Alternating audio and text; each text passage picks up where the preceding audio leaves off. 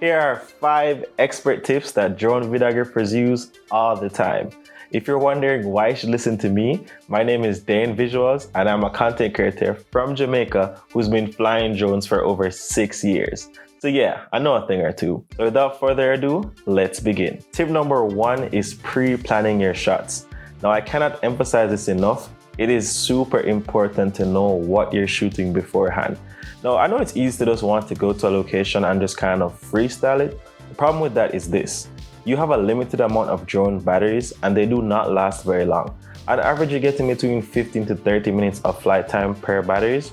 And I'd say if you have, 3 to 4 batteries, that's probably like an hour.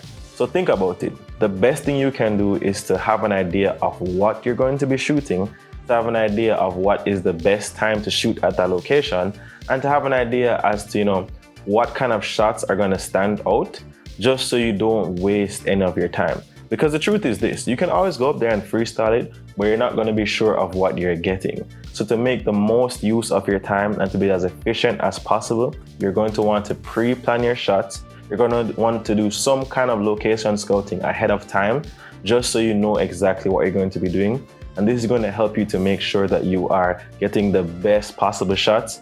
And it's just going to save you a lot of time, because maybe you could shoot in 50 minutes if you just knew what you're doing beforehand, versus going there and, having no idea what you're doing, having no idea where to go, and just wasting a bunch of time. So definitely you need to go ahead and pre-plan your shots. Tip number 2 is mastering manual controls. Now drones have come a far way, I will not lie. They have a lot of capabilities in their auto modes and their auto functions. But as a professional, you want to be as intentional as possible, and sometimes machines cannot convey what you need to convey. So the best possible thing for you to do as a professional, or as someone who wants to become a professional, is to have as much control by shooting in manual modes. That means you're going to control your ISO, you're going to control your aperture, and you're going to shoot in a flat picture profile. This is going to give you the most control of everything. It's going to ensure that you are in charge of what is captured and how it is captured and how it is conveyed. At first, it might be a little bit daunting, but once you practice your different manual controls, you get used to it. There's not that much thing that you have to change. You have to just ensure that whatever you're doing is intentional. So play around with your settings, get used to it. Don't only do it when you're on your shoots, you can also practice in your free time. Nothing is wrong with just going out in your backyard and flying and getting a hang of your manual controls. But if you want to be a top form, top tier shooter, you're going to have to shoot in manual controls. Also, if you own a DJI Mini 3 Pro or any DJI drone that shoots in D-Cine-like, I have a free conversion note in the description below. All you have to do is go below into the description at freelot.danevisuals.com, and that is all yours for free. Also, if you've been enjoying this video, then please go ahead and click that subscribe button, as it's going to help me to make more videos like this just for you. Tip number 3 is to use ND filters. Now, ND stands for neutral density filters, and basically what they are, they're pretty much sunglasses for your drone. And what they're going to do is they're going to help you to expose properly for your image. Now, when you're flying high up in the sky, the sun is going to be very present, so you're going to have to use ND filters to get the correct exposure. Now, there's going to be different levels of ND filters that you can use. It goes from 4 all the way up to probably 64, 128, 256. All you have to do is select an appropriate ND filter based on your shooting conditions. This is going to help you to expose properly. Also, they come in handy when you're trying to do long exposure photography or videography, because it allows you to lower down your shutter and get those optimal shots. So if you want to get those super cinematic looking shots, definitely invest in some ND filters. Tip number 4, use up that golden hour.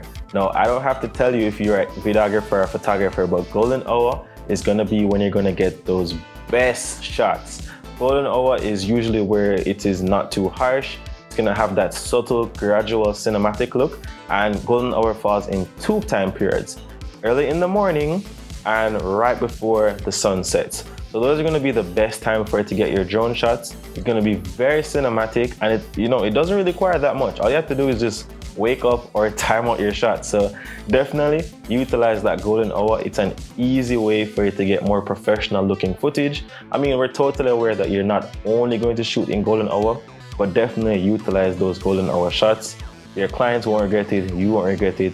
It's gonna make you seem a lot more professional. And tip number 5 is to add motion to your shots. Now, the beautiful thing about drones is that they have a lot of different motions that you can incorporate.